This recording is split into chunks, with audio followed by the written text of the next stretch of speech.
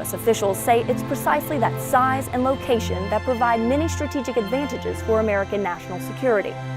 That's why American troops have operated in Alaska since before it became a state.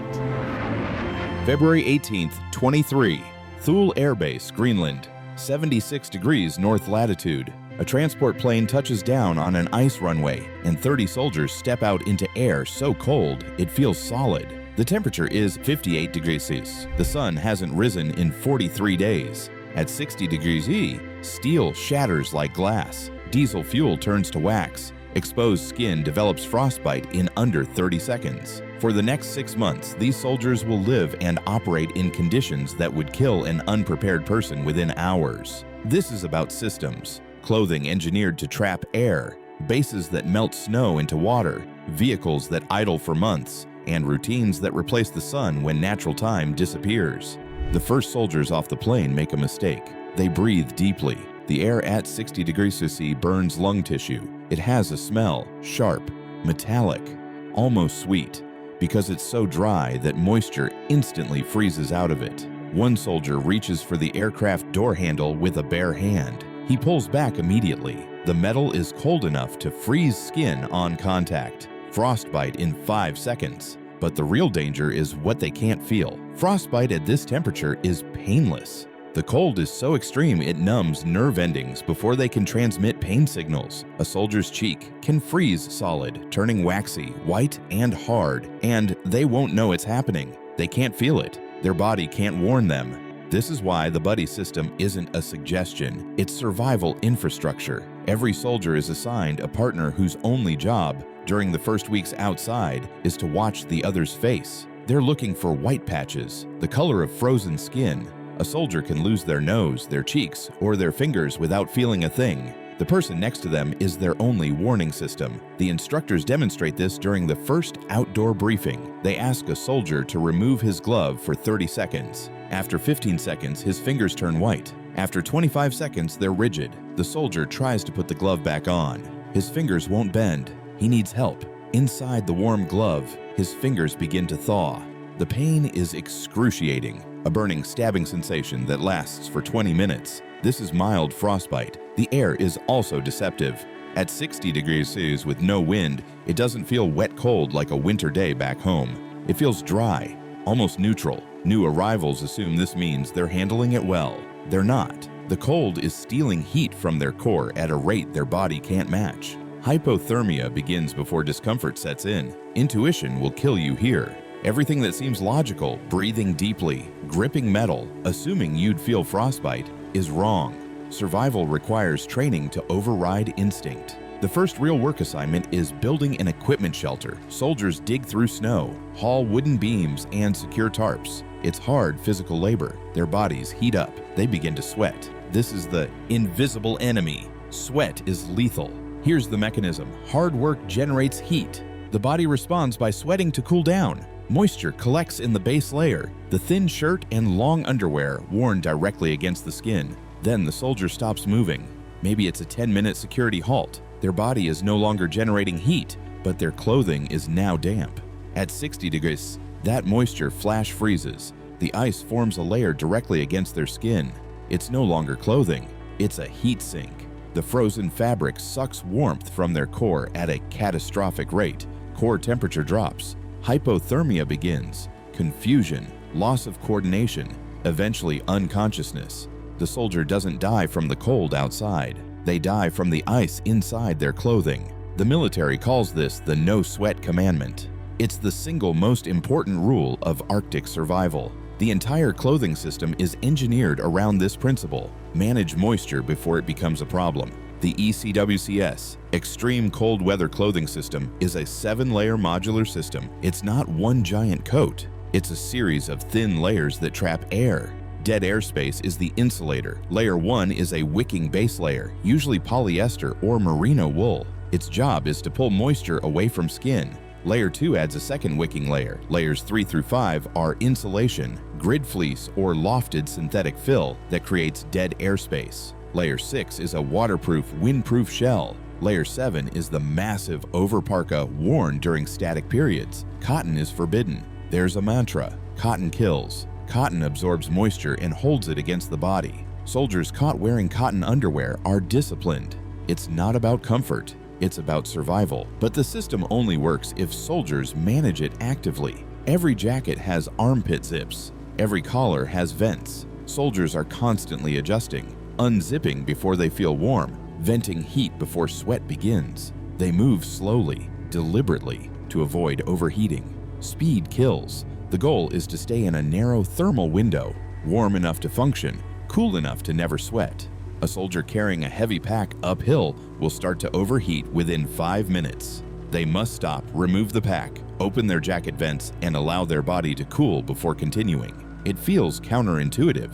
The air is 60 degrees Celsius, but staying dry is more important than staying warm in the moment. The boots are the strangest part. They're called bunny boots, officially the extreme cold vapor barrier boot. They're large, white, rubbery, and they don't breathe at all. Most cold weather boots try to wick moisture away. Bunny boots do the opposite. They trap it. Here's why it works. The boot is a perfect vapor barrier. Inside, there's 3/4 of an inch of wool felt insulation sandwiched between 2 layers of impermeable rubber. A soldier wears 1 or 2 pairs of wool socks. Their feet will get damp with sweat, but the boot is so warm, using the body's own heat, that the moisture stays as warm, damp vapor.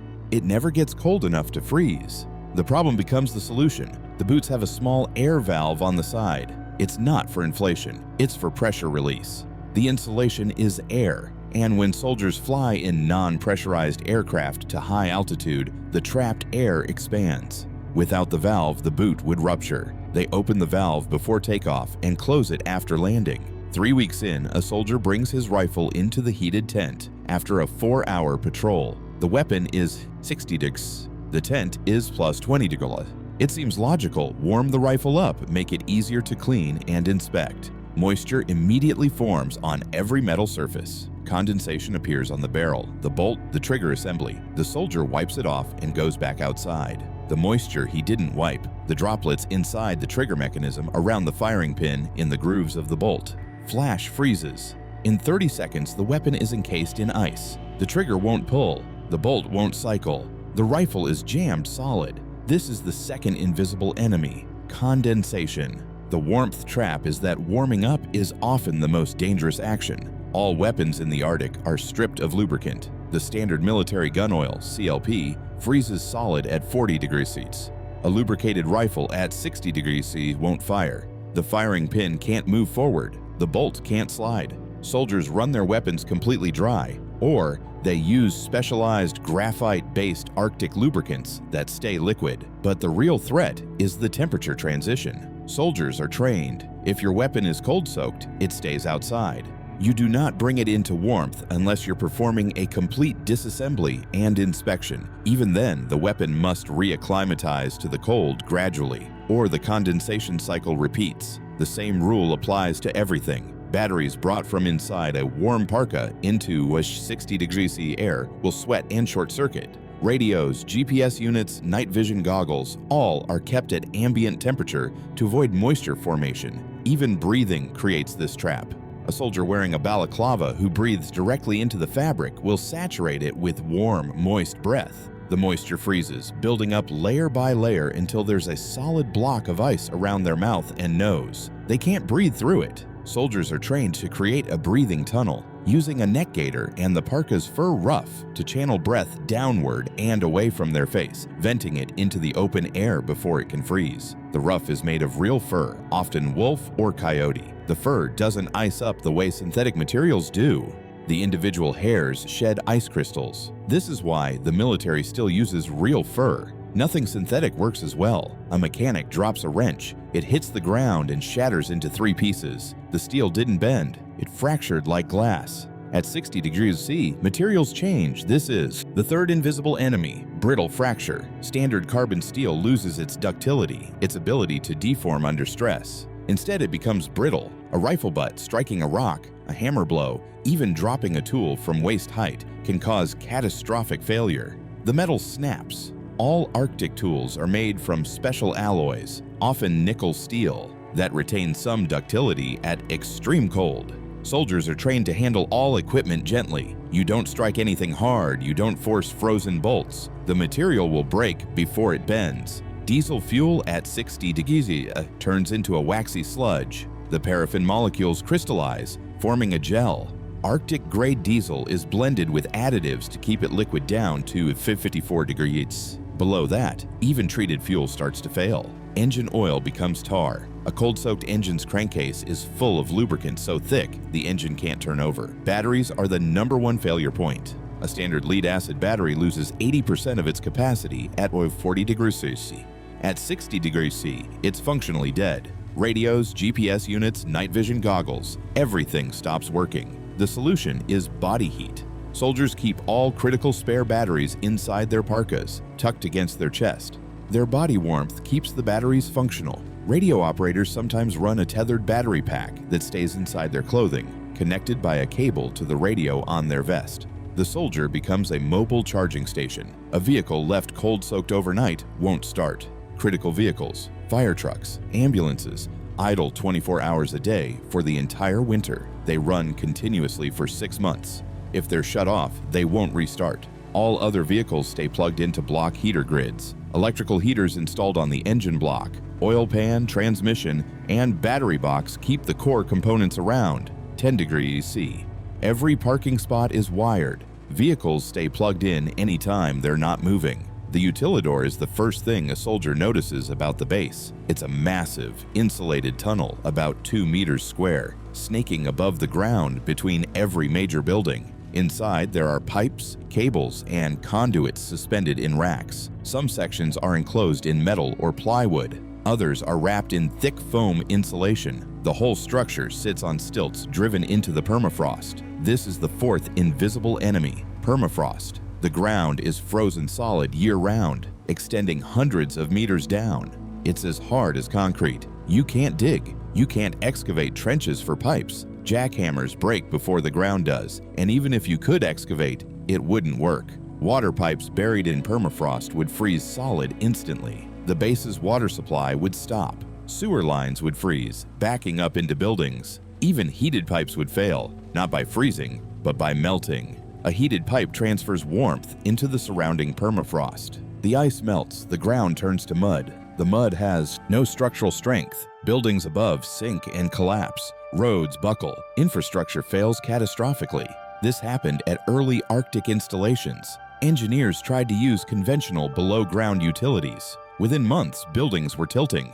Pipes were bursting. The entire base was sinking into a swamp of its own creation. The permafrost, once melted, doesn't refreeze in a stable way. It becomes a slurry of mud and ice. Foundations lose their support.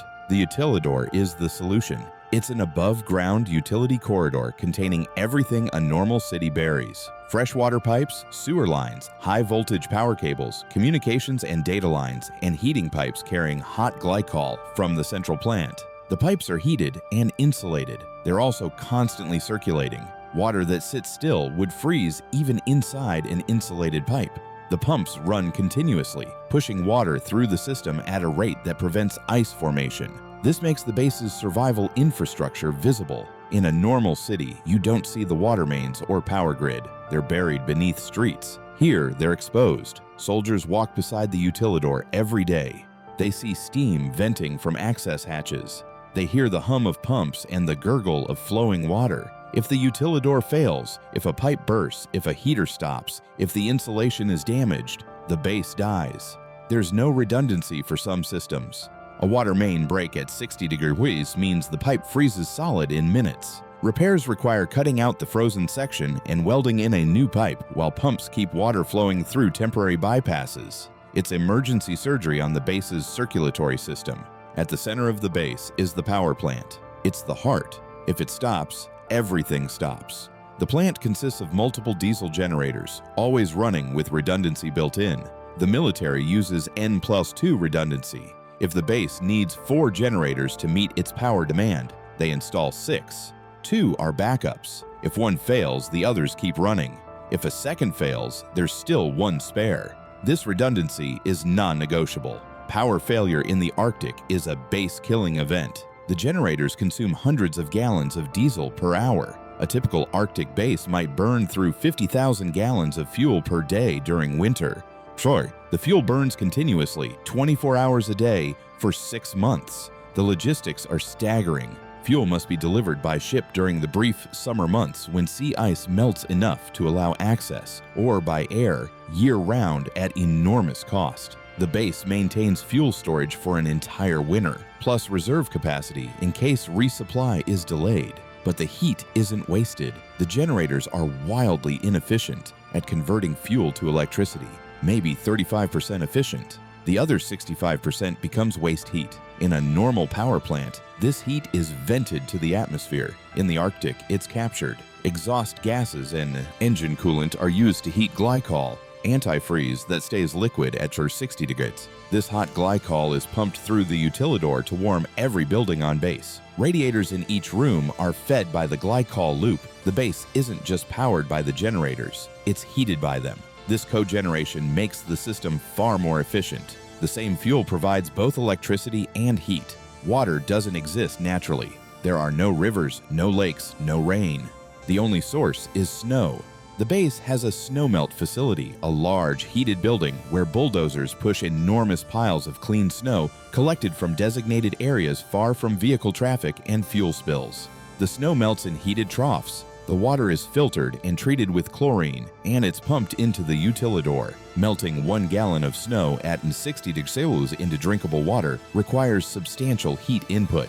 First, the snow must be warmed from 60 degrees Celsius to 0 degrees Celsius. Then it must be melted, which requires additional energy, the latent heat of fusion. Then the water must be warmed from 0 degrees Celsius to a temperature where it won't freeze in the pipes, usually around 10 degrees. The total energy required is enormous. A single soldier uses about 50 gallons of water per day for drinking, cooking, washing, and sanitation. A base of 300 soldiers requires 15,000 gallons per day. All of it must be melted from snow. Nothing decomposes. There are no bacteria active at 60 degrees. Organic waste, food scraps, sewage stays frozen and inert. A piece of food dropped outside will look exactly the same 6 months later. Bacteria can't break it down. This means the base must manage all its waste actively. Sewage is collected via the utilidor and routed to a treatment plant. The plant uses bioreactors, heated tanks where bacteria break down organic matter. The tanks must be kept at 20 degrees to 30 degrees for the bacteria to function. This requires continuous heating. The treated water is discharged, and the solid sludge is dried and incinerated. The incinerator produces ash, which is stored in containers. Solid trash, packaging, broken equipment, worn-out clothing is sorted, compacted, and stored in heated containers. If the trash freezes into a solid block, it can't be moved or processed later. The base accumulates months of waste before a supply vessel or cargo flight can remove it. Some bases have shipping containers stacked 3 high, full of compacted trash, waiting for the summer resupply ship. The base doesn't dispose of waste. It accumulates its own outputs because the environment accepts nothing. The polar night begins on November 24th. The sun sets and doesn't rise again until January 22nd. 59 days of total darkness. This is the 5th invisible enemy, sensory deprivation. All operations require artificial light. Guard duty, vehicle maintenance, patrols, everything happens under floodlights or with night vision goggles. Battery consumption jumps to 2 or 3 times normal levels. Soldiers carry triple the usual battery load and keep spares inside their parkas. Whiteout conditions during blizzards are worse than simple darkness. The snow and sky blend into a single featureless white. There's no horizon, no depth perception. Soldiers have become lethally disoriented less than 50 meters from their own vehicle. Navigation drills prepare for this. Teams are driven in windowless vehicles and dropped miles from base in simulated whiteout conditions. They have a map, a compass, and a GPS unit. The GPS can fail at high latitudes. Satellite geometry isn't optimal near the poles. They learn to navigate using compass alone. In the worst conditions, they use tether lines, physical ropes connecting them to their vehicles so they can't get lost. Cold water immersion drills are the most feared training. Soldiers in full uniform intentionally cut a hole through ice and jump in. The water is 0 degrees. The air is 60 degrees. The shock is immediate and overwhelming. The drill teaches self-rescue. A soldier has 1 to 2 minutes before their hands lose dexterity. They must not panic. They must get horizontal, use their arms to spread their weight, kick their feet hard to porpoise their torso up onto the ice shelf, then roll away from the hole before standing. The drill proves that falling through ice is survivable if the technique is correct. It converts the worst-case scenario from a death sentence into a manageable emergency.